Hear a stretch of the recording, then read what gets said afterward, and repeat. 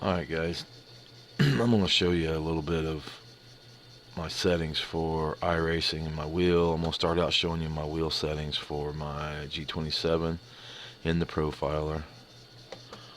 I know a lot of people don't use the Profiler, but some still do.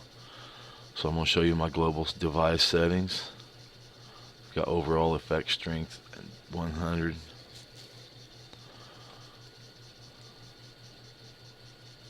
Spring effect strength 0, damper effect strength 0. Let's see, enable centering spring is checked. I've got it at 115, but that was just for Daytona. I turn my centering spring off when I run regular mile-and-a-half oval tracks or Michigan or something like that. But I leave it checked, but pull it down to 0. I don't have report combined pedals checked. That combines your brake and your gas. You don't want that. I've got mine set at 900 degrees. And I allow the game to make adjustments. And I click OK. And we are going to try to open up the game and see if I can get this thing to work. Show you my settings. I'm going to show you the settings on my wheel and the options in the game. We just did the Profiler, so I'm going to show you how I calibrate my wheel. As you can see, my wheel range is 900, my map range is 900. To calibrate my wheel, I just click the steering wheel, I take my wheel and I run it all the way to the left, then I run it all the way to the right, and then I bring it back to 50% in the middle.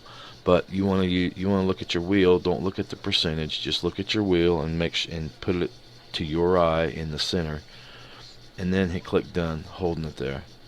Now, to measure your wheel's range, turn your wheel 90 degrees to the left. Hold it there and click done.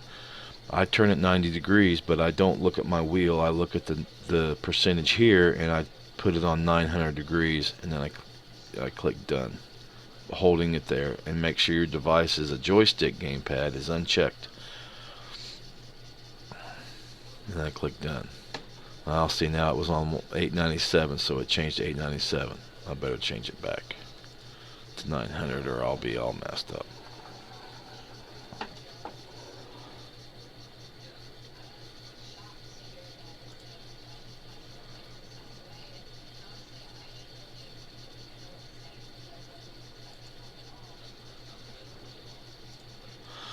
And not that it makes a difference, but when Dale Jr. raced on here, he was racing on here quite a bit 3 or 4 years ago.